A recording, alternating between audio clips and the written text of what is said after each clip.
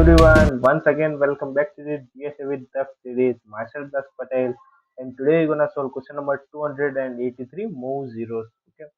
Yesterday we solved a question number it's 412, like a page budge question where we're like just iterating in our sequences to pretend that the while the number is divisible, the index of the number our array is divisible by 3, we'll return that page. If it's divisible by 5, we'll return but and if it's divisible by 3 and 5 both, we will return feed budget. It's like yesterday question. If you not watch yesterday's video, you can check out link in I button. Okay. And today is day 34 of our series. We'll completed uh, around 33 videos. So now we'll move to the next few days the higher level concept list and like that. So you have to be prepared for that, and you have to try to do many things by yourself. Okay.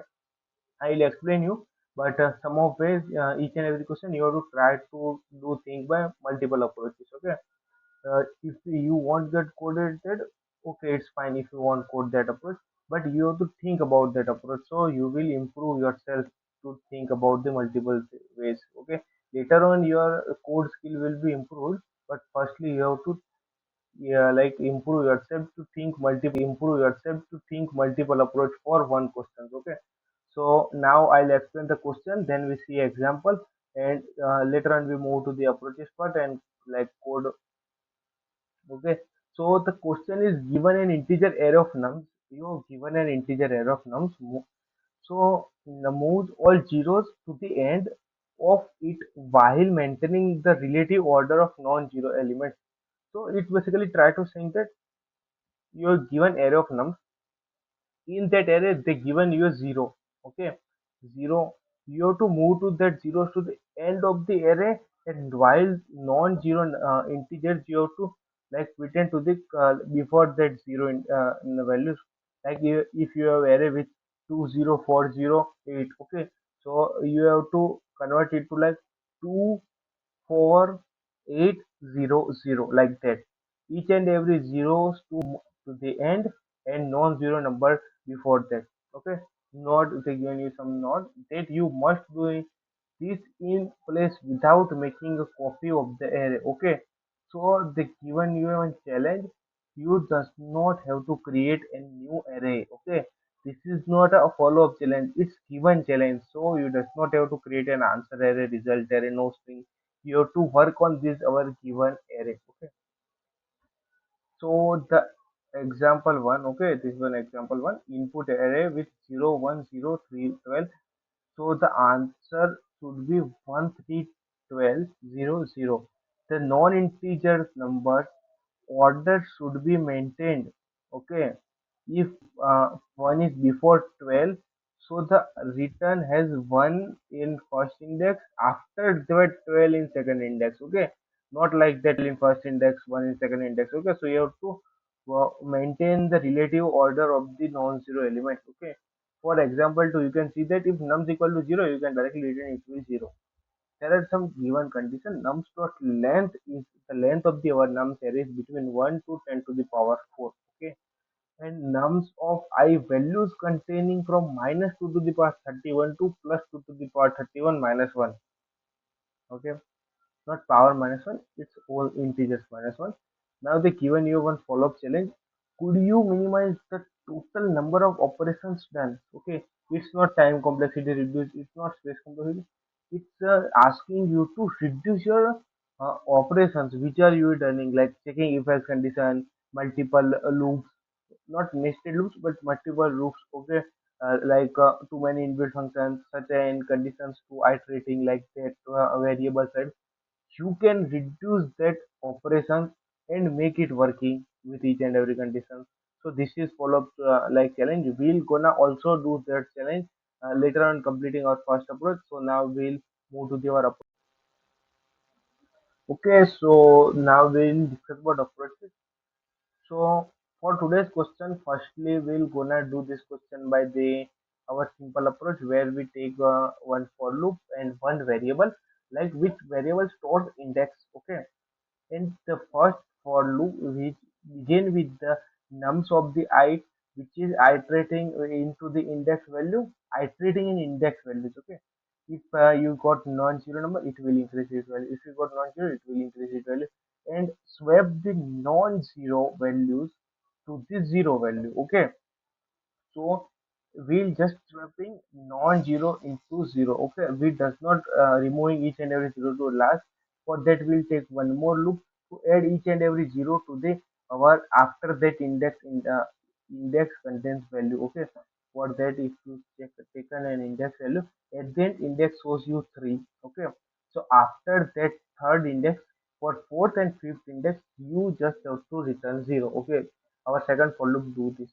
Uh, so this is the first approach. Okay, what we gonna do now? Second approach, we also have like will based on temporary variable and like that. Okay, so we'll gonna solve by both approaches. Okay, and second approach should be our follow-up challenge. Okay, and one more approach you have to do it by yourself, like using inbuilt functions. Okay, uh, push, pop like that. Okay, splice and the water reduce like that. Okay, and if you want solve by that approach inbuilt function based on, you can check out that it will upload it to the github. Okay, so now I'll start with our first approach, which is based on our indexes value.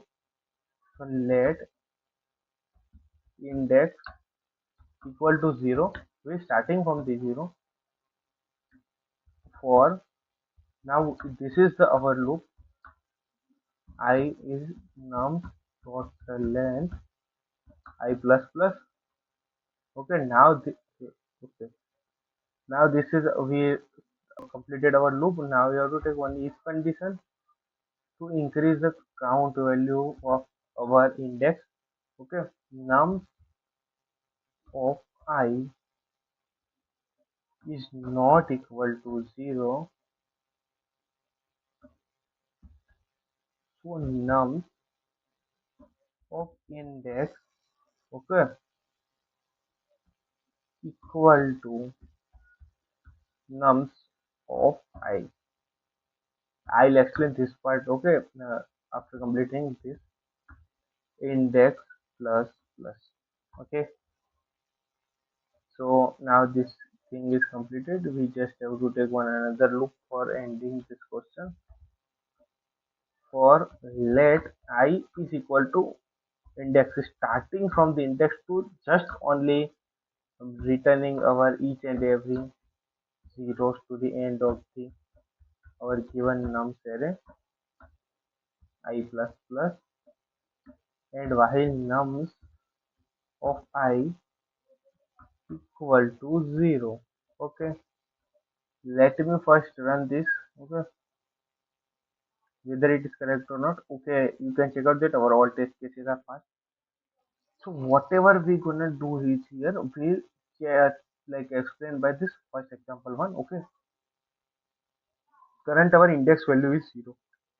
Our index value is 0. Okay, so first 0 come. Okay, nums of I is not equal to 0, but it's equal to 0, it will skip this whole loop and move to the next index. Okay, so now one come again, our index value remains 0. Now one come, one check here, yeah, 1 is not equal to 0. Now nums of index, nums of 0 equal to nums of I. Okay, so our first 0, it will change with the one value. Okay, one value, and now it will index plus plus value, like our current index becomes one index. Okay, again our 0 come, each and everything skip. 3, now it's time come, index should be storing 1.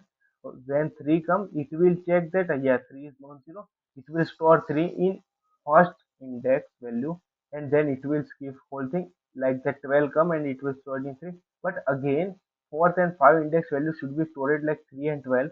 So we'll taken that index value, it's currently 3 in here, and after, okay, after that value is replaced with the 0. Okay, so this is our approach. Now we'll submit for further lead code test cases to like to check multiple test cases.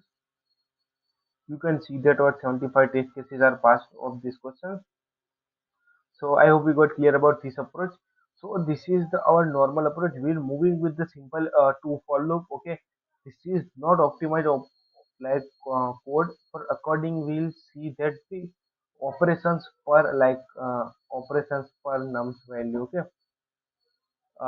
if you see time and space complexity, yes, it's optimized, but according to your operations which you are doing in this, it's not optimized. For that we are seeing one more approach. Okay, so we'll firstly explain the follow-up challenge. So follow-up telling you is, could you minimize the total number of operations done? Okay, so operations done. Okay, here we are taking two loops. Okay, which is iterating your whole index twice. Okay, not a in square. Okay, it's twice. So for operations, we are moving with new approach. I'll removing this whole thing. Okay. So let's I'll remove each and everything. So start with the our second approach, which is follow-up challenge. For that, first we needed one variable extra. So I'll take its last remove it zero at okay. It's basically same as our index. Okay, so don't worry about that. Like something different. I'll that's why taking last zero. Okay, here we just using one for loop. For loop, let I equal to zero. I is less than nums dot length. Okay, I plus plus. So here first condition each and every time we want is nums of I to checking that whether it is 0 or not. But we are first taking nums dot I is equal to 0. So if the first thing is 0, then we'll move to here is num if I is not equal to last z. Okay, wait once I'm okay. Here I am using capital Z. Okay, now it looks perfect. Okay, so here first I am taking the let temp equal to nums of I, then it is nums of I equal to nums of last z. Okay, then nums of last z, it's equal to temp. Okay, we'll swapping current nums of I value with the nums of last z value. Okay, after that one thing we have to increase last value. Okay, so for that last plus plus. Okay, now I will increase its value. Will directly I'll have to run. I'm thinking that it might be some problem error here given. Okay, it's giving me runtime error. Okay, I have to take last chat.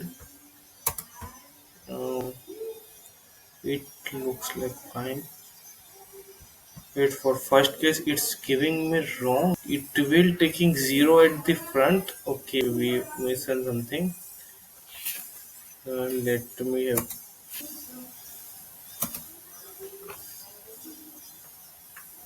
Okay, we are moving with 0 equal values, but I think if we are giving with non-zero and taking non-zero values, so it will work as to perspective. Like if you are moving with 0, then it will like don't work as later. I'm thinking. So first we'll run and then later on we'll discuss about as okay, it will perfect. This is the as same as our first approach. The one thing we'll replace is we'll swapping numbers, not replacing it. Okay, in our first approach, if we got a non-zero number and in before that numbers index we have zero number, we taking that number and play replacing with zero number. Okay, not swapping it. Okay, we'll at that time you have at second index 0 and fourth index 1, so you'll taken 1 and removing 0 and added 1 to second place, and again your fourth place has 1 value. Okay, so that's where replacing, not swapping. Here we are swapping and moving 0 to the backward side, and at the end it will convert it to the end of the our given array. So I'll now submit this. Okay, for each and every lead code test cases. So you can check that this is accepted. So this is our follow-up challenge. In this question we are taking very less conditions. First we'll removing zeros, okay. After that we are comparing it with indexes, and now that it's take lesser operations, okay. Now we'll discuss about time and space complexity for the our course. Okay. So for let us see our first approach. Okay. So our first approach, whatever we are gonna do is we have taken one index value and after that two for loops, not nested. So for that condition, each and every for loop is only moving 0 to n, not twice of length or like that. So time complexity becomes order of n for our first approach. Okay, and space complexity is order of one. We only using one variable is our index. Okay, so time complexity is order of one and space complexity is order of one. For our second approach, okay, this current approach we are using same time complexity, one for loop from 0 to n length of the our given array. So the time complexity is same order of n, and space complexity is also order of one. We using two variables. Okay, just reduced one thing is checking operations per array, okay, per nums array. So this is the time and space complexity for our both approach.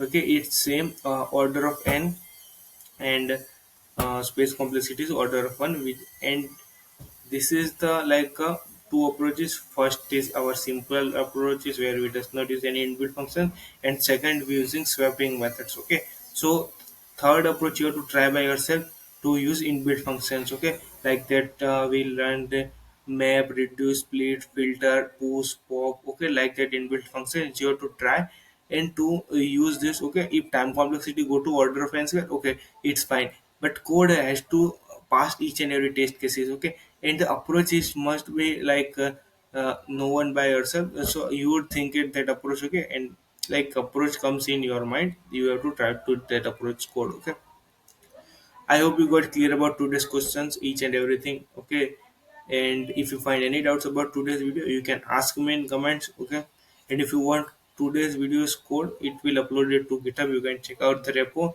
with the C, C++, and JS codes and explanations with multiple approaches. So now we move to the tomorrow's questions. Okay, and this is the our like today's question is some kind of good questions where if multiple approaches is possible. So, okay, so I'll open the tomorrow's questions. Tomorrow we gonna solve question is, it's basically 217. Okay, contain duplicates. So this question we gonna solve tomorrow. Okay, at least twice. Okay, the given integer array of nums returns. Okay, given an integer array of nums, return true if any value appears at least twice in the array, and returns false if every element is distinct. Okay, you just have to return true or either false. If the array is any value is coming twice, you have to return true. If nothing is repeating, you have to return false. Okay, so it's basically finding that array is duplicate value or not. We'll check out the example so you can got about clear. So first example you can see that 1231, so 1 is repeating, so you have to return true. In example 2, nothing is repeating, you have to return false. There are conditions, the length of our given num set is between 1 to 10 to the power 5, it's will increased, and value of nums of I is between minus 10 to the power 9 to plus 10 to the power 9. Okay, so you have to try these questions. Okay, after completing this question you can post it on LinkedIn and Twitter, mention me. Okay, if we not solve, okay, we're gonna solve this question tomorrow. Okay, come and check out the tomorrow's video. If you're not started yet DSA with the series, link in a button. Start with the day one video where I'll explain each and everything about the series, how you whatever you have to do, and what should the precautions you have to follow by continuous steering. And one thing you have to consistent for like mastering DSM. Okay, so thanks for watching the video. Meet on the tomorrow's video.